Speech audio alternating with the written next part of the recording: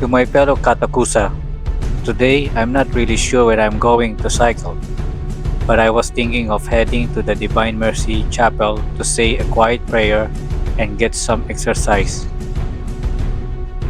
I usually visit that place quite often.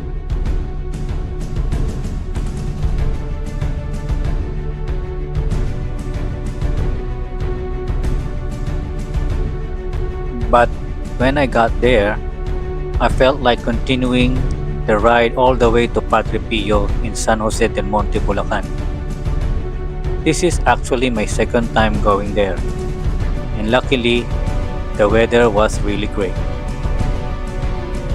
San Jose del Monte is known for its hilly terrain with a lot of surprise climbs along the street.